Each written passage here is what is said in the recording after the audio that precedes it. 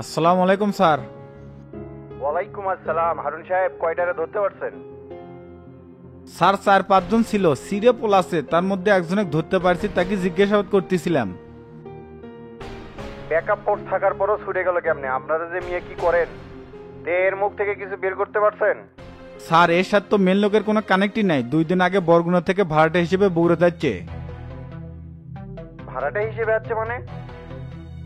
Sir এরা স্টেশনে থাকে, টাকার বিনিময়ে বিভিন্ন ধরনের ক্রাইম করে থাকে। কিডন্যাপিং এ ভালো কৌশলই প্রয়োগ করছে যাতে ধরাছোঁয়ার বাইরে থাকা যায়। আপনি এর যোগসূত্র বের করার চেষ্টা করেন। আর কে ভাড়া করছিল সেটা শনাক্ত করছেন? ভিকটিম তো ভাড়াকারীকে চেনে না স্যার, ফোনে যোগাযোগ করে কাজ করে। আমি নাম্বার ট্র্যাক করে তাকে ধরার চেষ্টা করতেছি। ঠিক আছে করেন। বগুড়া সদর ঠান্ডা করে নাকি? উপর মহল থেকে চাপ আর নিতে পারতেছি না।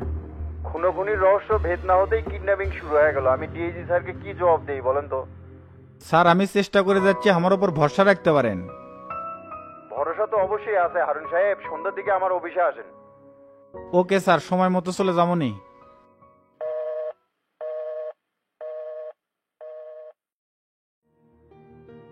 হাসান সাহেব কোনো কিছু কি আর বের করতে পারলেন? যে ম্যার ম্যাটসি ম্যারের শোধনে খালি একই কথা করছে, এর কাছে আর কোনো ইনফরমেশন নাই স্যার।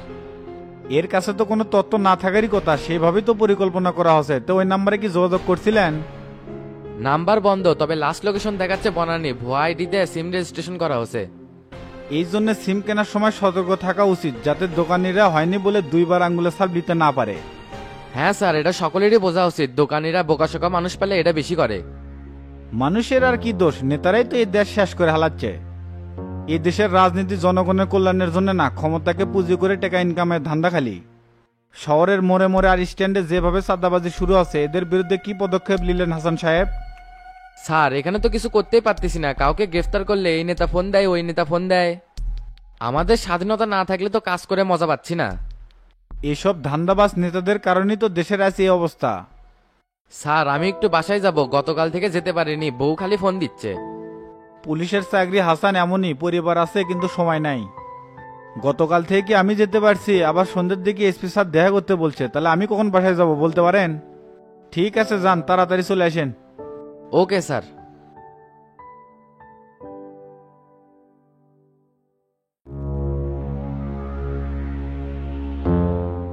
শুকুর আলী একজন মহান নেতা। কিছুদিন আগেও যার দলের ঠিক ছিল না, বিভিন্ন সময় বিভিন্ন দলের নেতাদের তেল মেরে দিন চলতো। বর্তমানে আবুল পার্টির পাওয়ারফুল নেতা সে। চাঁদাবাজি, জমি দখল, টেন্ডারবাজি থেকে শুরু করে সকল অপরাধ এখন তার দখলে। চলুন তার কর্মকাণ্ড দেখে আসি। না, সাদাবাজির থেকে বেশি টাকা আসিচ্ছে না। ইনকামের নতুন কৌশল বের করা লাগবে। কিছুদিন পর ক্ষমতাতে আসিচ্ছি, এখন কি আর বসে থাকলে হবে? 2 হাত ভরে টাকা কামাই করা লাগবে। ভাই আসসালামু আলাইকুম, কি খবর? ওয়ালাইকুম আসসালাম। কে রে অনেক, তুই একলাই কে? পোলাপান সাথে নিয়ে আসবো না? এখন একটা হেডামের দরকার আছে তো। পোলাপান তো সাথে থাকে, কিন্তু খরচ চালানোর মতো পয়সাপাতি তো ঠিক মতো দিচ্ছেন না ভাই। ধরবে, এখন পয়সা কামানোর সময়। আমার উপর নির্ভরশীল হয়ে থাকলে হবে? বিভিন্ন জায়গার থেকে যে চাঁদাগুলা তুলিচ্ছ সেগুলার কি খবর? ভাগ তো তুই আমাকে দিব। যা তুলেছি ভাগ বাটোরা করেই তো শেষ হয়ে যাচ্ছে। আর চারদিকে যে ভাতের লাগান মোবাইল সাংবাদিক বেড়ে গেছে, কিছু করলেই ভিডিও করে ফেসবুকে ছাড়ে। পুলিশ তো এনা ঝামেলা করতেছে। মাঠে টিকে থাকতে হলে কামাইয়ের বিকল্প রাস্তা বের করা লাগবে। এমন ভাবে করছিস মনে হচ্ছে বিকল্প রাস্তা বের করেই আসছিস। তাহলে ভাই শোনেন, সরকার পতনের পর অনেকেই এলাকা ছেড়ে ভাগছিল, তারা আবার গোপনে এসে বসবাস শুরু করছে। শালারা বহুত মাল কামাছে, এখন ঠেক দিয়ে কিছু কামাই করি, সমস্যা কোনটি? আইডিয়া ভালোই দিছু। ওরা যে বসবাস শুরু করছে সেই তথ্য আমার কাছেও আছে। তে কাক কাক ঠেক দিবে চাচ্ছ? কালাম, ফারুক আর মামুনক, এরা উপজেলা চেয়ারম্যানের সাথে সিন্ডিকেট করে বহুত টাকা কামাই করছে। ওয়াটে ওয়াটে যে মামলা করার লিস্ট হচ্ছে, একের নাম ওটে ঢুকে দেই। ঢুকে দিমু, এই হুমকি দিয়েই তো টাকা কামাই করমু। তুই মামুনেক ফোন দে। ভাই আমার সাথে না পূর্বের ঝামেলা আসছিল, তো আমি ফোন দিলে ভয়ে নাও আসতে পারে। আপনি ফোন দিলেই ভালো হবে। আচ্ছা দিচ্ছি।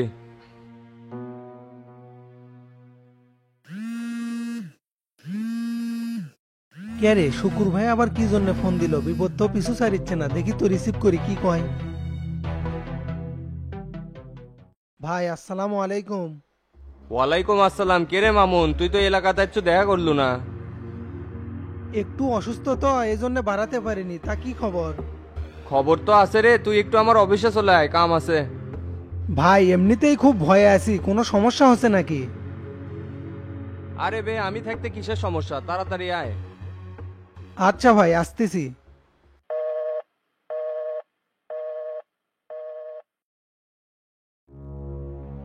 মামুন কি কয়, আসতিছে? আসিচ্ছে, ওই যে ভয় পাইছে না এসে যাবি গুটি। এ শোন, স্টেশনের সামনে যে ফলপট্টির দোকানগুলো আছে না, ওটি কিন্তু প্রতিদিনই গাড়ি নামে। কাল সকাল থেকে প্রত্যেকটা গাড়ি থেকে 100 করে চাঁদা নিবো, আর কবু যে এটা শুকুর ভাই টেন্ডার নিছে। ভালো করে বুঝে দিব, ব্যবসা করবে ছেলে শুকুর ভাইকে 100 টাকা করে দেওয়া লাগবে। ওটা তো ইব্রাহিম ভাইয়ের চেহারা মেরা সাদা তোলে, ওটা গেলে তো ঝামেলা বেগে যাবি। বের রাগ তোর ইব্রাহিম, ওই তো এখন দৌড়ের উপর আছে, আর কেউ যদি ঝামেলা করবে চায় তাক মোসর দিয়ে তুলে নিয়ে আসবো, ঠিক মতো বেড়েলেই সোজা হয়ে যাবে।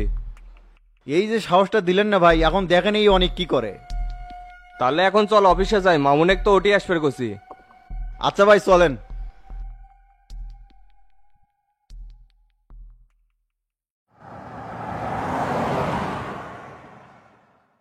আসসালামু আলাইকুম ভাই। ওয়ালাইকুম আসসালাম। আরে মামুন আসছিস, আয় মনা আয় বসে। আচ্ছা ভাই, বসিচ্ছি। ভয়ে এত কাবিচ্ছু গাবে, তোর বড় ভাই এখন এলাকার নেতা, চাপ নিস না। সেটা আমি জানি ভাই, তে আমাকে ডাকছেন কৃষক? তোগরে নামে তো মামলা করার জন্য এলাকা ভিত্তিক লিস্ট করা হচ্ছে।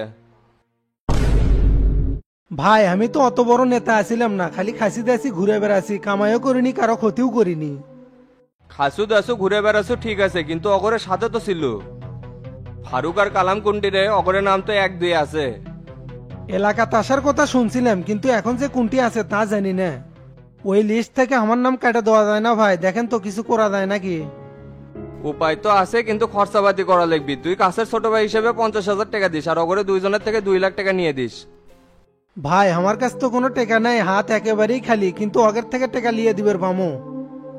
এ পাগলা, এটি বিভিন্ন খরচ আছে না, এসে 1 টাকা দেওয়া লাগবে, ওসিক দেওয়া লাগবে, এলে আমি কেমনে মিটামু? তাহলে তুই একটা কাম কর, অগরে থেকে 2.5 লাখ টাকা নিয়ে দে, তাহলে তোর আর দেওয়া লাগবি না। সেটা আমি লিয়ে দিওর পারমো, চাপ লিয়েন না। ঠিক আছে, তাহলে অগরের সাথে যোগাযোগ করে টাকার বন্দোবস্ত কর, না হলে কিন্তু সারা জীবন জেলে বসে মরা লাগবি। আচ্ছা ঠিক আছে ভাই, আমি অগরে খুঁজে বের করে দেখা করিচ্ছি।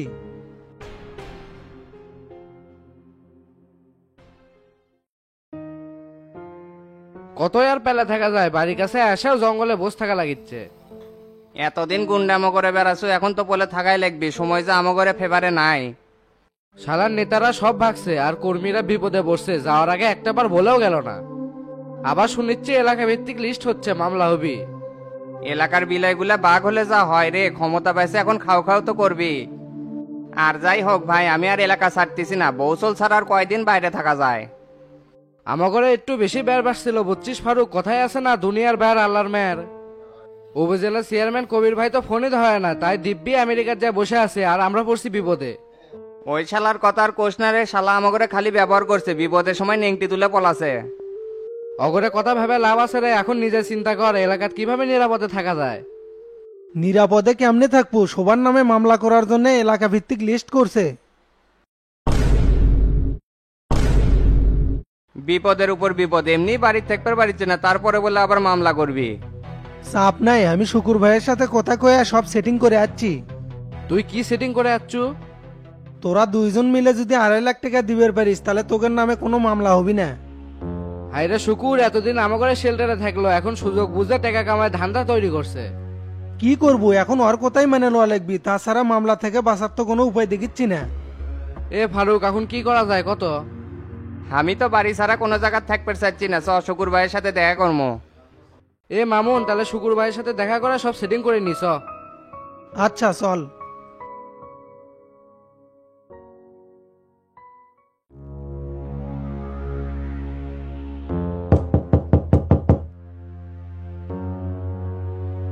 কে রে বাড়ির মধ্যে ওটা কেটে ঢোকে? আমার তো মনে হচ্ছে এটাই নৌসাদ। দেখি সারক ফোন দিয়ে এখনই জানাই তো। শালা বাড়িতে এসেও শান্তি নেই, আবার বানি কোন খবর এলো? সোর্স ময়নুল না ফোন দিছে, দেখি রিসিভ করি তো কি কয়।